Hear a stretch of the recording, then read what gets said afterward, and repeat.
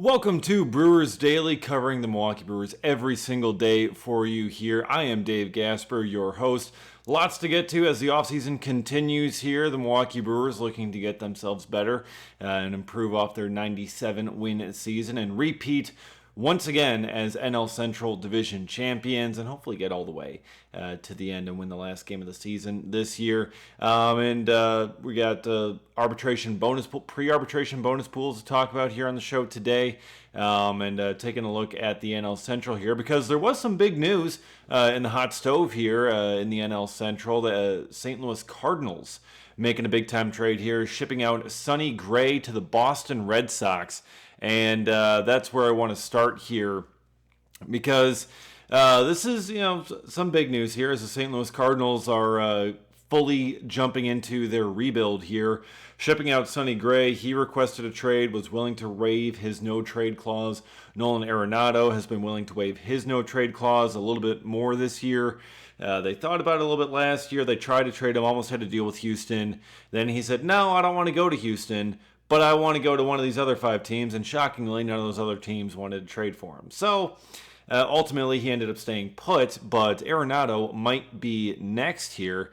But Sonny Gray gets sent to the Boston Red Sox for 2 pitching prospects, Brandon Clark and Richard Fitz. So, the Cardinals, they ship out a pitcher, a very good pitcher, veteran pitcher in his mid-30s, to get 2 young pitching prospects that have full complement of team control, they should be players that they're going to be leaning on in the years ahead. So the Cardinals are in a bit of a rebuild. We haven't seen them be bad for an extended stretch, practically ever. It's been an incredible run by that organization, but they are entering a much-needed rebuild here, and we're not used to it, but we kind of like seeing it at the bottom. But Nolan Arenado, I think, is going to be the next one from this St. Louis Cardinals team to get shipped out. Could the Brewers get involved? Maybe. I mean, Pat Murphy has said positive things about Nolan Arenado in the past, including one post-game asking if we could get him in the transfer portal. I'm not sure if he was talking about just putting him in the transfer portal or wanting the Brewers themselves to get Arenado in the transfer portal. Trying to make a joke there about the NCAA, but still, I think that's something that maybe you could consider. But I don't. If the Cardinals are going to move Arenado, I think the last place they would want to move him would be Milwaukee. And considering he's going to be making $27 million next season, it's hard to imagine the Brewers being willing to take on that kind of a salary, especially when you already have Brandon Woodruff on the hook for $22 million next season. A declining Nolan Arenado, not really in the cards for the Brewers, but in all likelihood, he's going to get shipped out somewhere else. But also, Sonny Gray going to Boston. Boston was a rumored potential landing spot for Freddie Peralta, and now they get Sonny Gray instead. So that's something to kind of keep in mind here and consider, because previously here on Brewers Daily we were going through some of these trade offers, potential trade offers for Freddie Peralta, and one of them was the Boston Red Sox. They were one of those teams. Now, I'm not sure if Sonny Gray is going to take them completely out of the mix of Freddie Peralta, because they could use a couple of starting pitchers over there in Boston, but it's certainly the need is far less for the Red Sox to get someone like Freddie Peralta to pay up for someone like him. Plus, I mean, 2 of those pitchers that the Brewers could have considered as centerpieces in return for Freddie are now off the board and now over there in St. Louis. So I think this may make it slightly more likely that Freddie Peralta stays here throughout the offseason. Again, the Brewers have said all along, Matt Arnold and Mark Attanasio have said that they plan on him returning, but they haven't rolled out a trade. They still have to listen. They're going to have to see what's out there. They haven't ruled it out, so it's still a possibility. It's still being rumored. It's still being talked about across the industry, but one suitor potentially taken off the board, or at least their desire, their need to get someone like Freddie Peralta is lessened quite a bit now with this Sonny Gray trade to the Boston Red Sox. So that's a positive development for seeing Freddie Peralta back in Milwaukee in 2026, which should help them as they aim for a three-peat of the NL Central. Because we look at the NL Central right now, I mean, the Brewers, I think, have to be the prohibitive favorites for the NL Central to win again in 2026. Everyone always counts out the Brewers each year, and each year they prove them wrong. And I think at this point, people will have learned their lesson, and they're going to have the Brewers as one of the better teams in the division, and most likely pick them to win the division once again. The Cubs are losing Kyle Tucker. We'll see what they end up doing the rest of this offseason. But it's going to be the Brewers and the Cubs there at the top. The Reds, I think, are definitely going to be around there as well in the middle ground, trying to push above the Cubs. But then at the cellar, I mean, you look at it right now, it is going to be the Cardinals and the Pirates. The Pirates may be on the upswing. The Pirates have said that they're going to spend more money this offseason. I'll believe it when I see it. I'm not exactly just taking Bob Nutting at his word on spending more money. At this point, I've just seen too much Pirates baseball. So you got the Pirates down there. You got the Cardinals, who are fully admitting that they are entering a rebuild here. They are trading their veterans. They are getting prospects. They are clearing out the old, bringing in the new. They know they're going to be bad for a little bit as they try and ramp things back up. So that's really kind of the state of things right now. The Cardinals and the Pirates are down at the bottom. They're basically kind of non-competitive almost for that division crown. And, they're not really trying to go all out for a division title in 2026. The Brewers are going all out for a division title in 2026. The Cubs are going to be going all out for a division title in 2026. The Reds, I'd imagine, are going to be going all out for that as well. They're going to be willing to make some moves. So you have three teams really going for it, and two of them, one is entering a rebuild, and the other is spinning their wheels as they have for the past, 10, 20, 30 years, however far back you want to look at the Pittsburgh Pirates. So really, that's kind of the state of things right now in the early part of this offseason. So we're also seeing some news that came out here on Tuesday about the pre-arbitration bonus pool. Now, this was agreed to back in the last competitive balance, competitive balance, the collective bargaining agreement, the other CB. The collective bargaining agreement, bonus pool, each team pays in the same amount of money. It's really not a whole lot. It's just over $1 million per team. And they pay out bonuses to pre-arbitration players who play well to kind of help compensate for the fact that they're not making a ton of money, but they're relied on by these teams to supply big stuff. So several Brewers ended up getting their pre-arbitration bonus pool money. The biggest goes to Bryce Terang, who gets over $1.1 million in bonus pool money because him putting up the numbers that he did. So it's based on awards voting, a WAR formula. It's all allocated out. Paul Skeens obviously got the biggest bonus pool because he won Cy Young, does all this. But Bryce Terang, $1.1 million that he gets added on to his salary, which was about $800,000. So he more than doubles his salary from this season with that pre-arbitration bonus pool.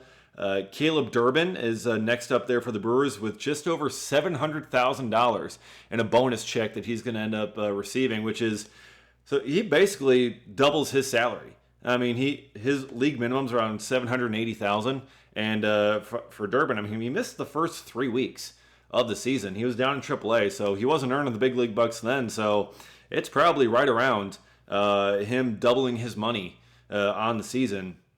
With that $700,000 paycheck, Isaac Collins gets $630,000 to add on to his as well with his fourth place finish in Rookie of the Year voting. Caleb Durbin obviously finished third, so he got a big chunk of his change from that. Then we go down here. Sal Frelick earned himself an extra $500K with the pre-arbitration bonus pool. Jackson Churio earns an extra $414,000. Give him that 414 for him.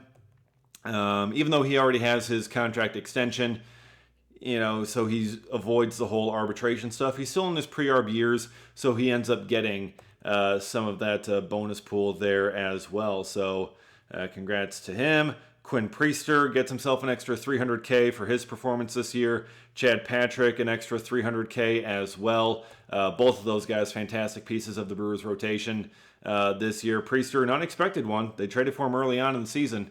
But when you win like 20 starts in a row for the team. I mean, that's pretty impressive and helps him get a nice little check there. Abner Uribe, $271,000 extra dollars in his bonus check for pre-arbitration. Aaron Ashby, $228,000. He gets a little bit of a bonus there as well.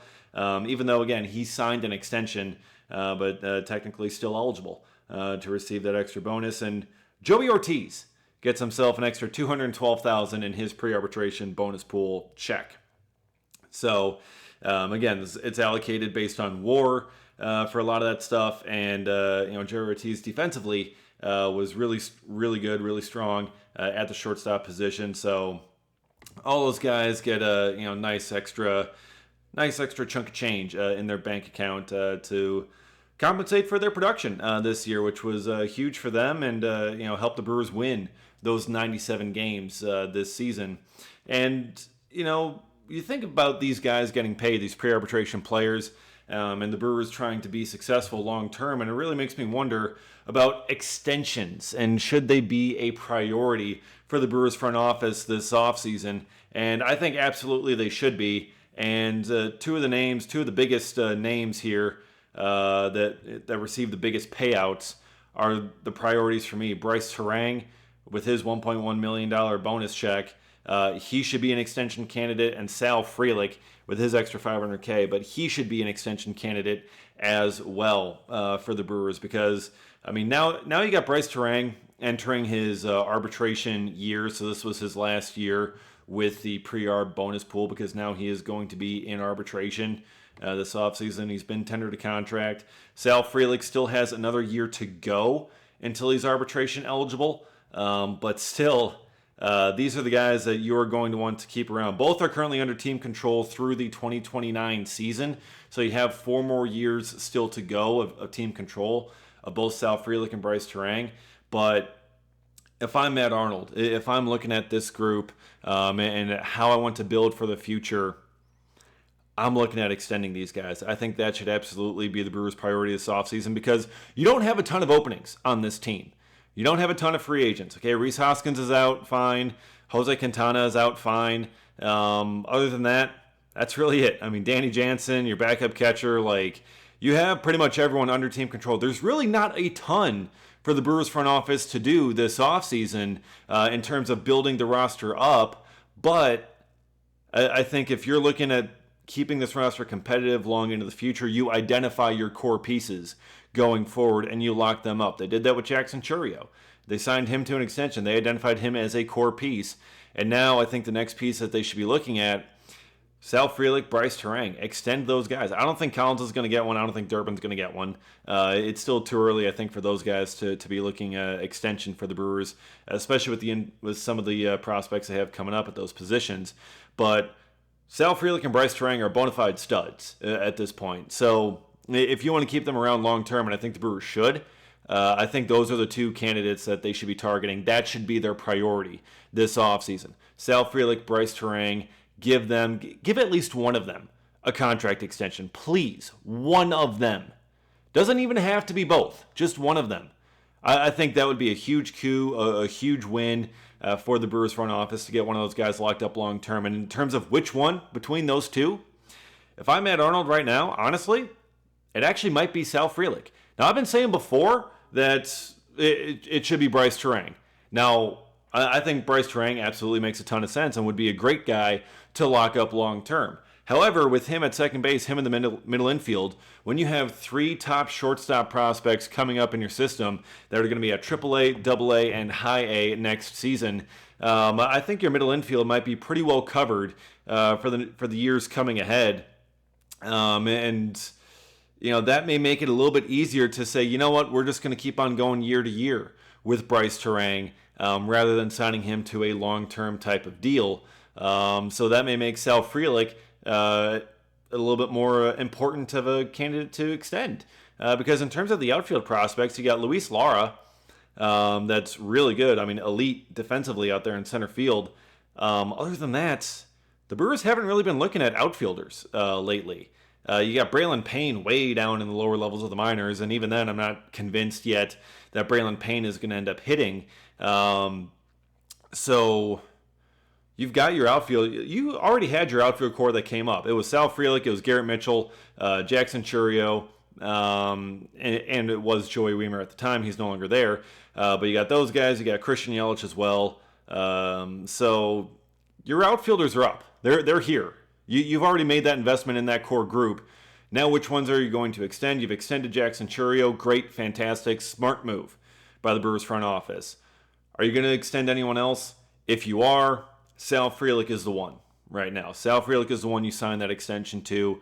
And I think because of the depth of options, which we talked about on yesterday's show on Brewers Daily, and if you missed it, go back and take a look at it and listen to it. As I talked about, you have a ton of shortstop prospects coming up in the very near future.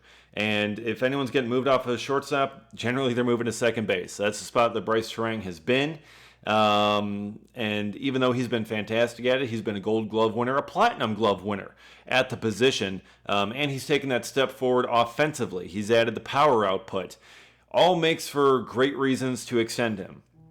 But because you have those potentially cheaper guys coming up through the system, that may make the Brewers look to not extend Terang, instead simply take it year by year. But if I'm looking at it then as Matt Arnold, I'm looking to extend Sal Frelick. And that's what I think the Brewers should end up doing. That's what should be their priority this offseason. We'll see if it ends up getting done. Maybe it'll be early in this offseason. Maybe that might be a bit unlikely. Maybe it happens closer to spring training when these guys get to talking, when they get back into camp together. That could be something that makes a ton of sense. But keep an eye out for that this offseason as well. Brewers still have a lot to end up happening. And even though it may be a fairly quiet offseason because the Brewers don't have a ton of needs, one of the needs should be deciding to lock up Terang or Frelick on a contract extension. That'll do it for this episode of Brewers Daily. Again, be sure to hit that subscribe button so you can get every single episode as it comes up. And, of course, follow me on Twitter at dgasper24. Thank you for watching. This has been Brewers Daily.